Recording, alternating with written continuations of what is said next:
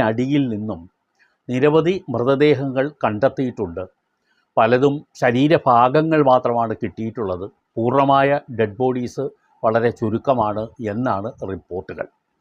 മണ്ണിനടിയിൽ എത്ര പേരാണ് ഇനിയും മരണപ്പെട്ട് കിടക്കുന്നതെന്നോ ജീവനോടെ ഉണ്ടോ എന്നുള്ളതും ഇനിയും പുറത്ത് വരാനിരിക്കുന്ന വാർത്തകളാണ്.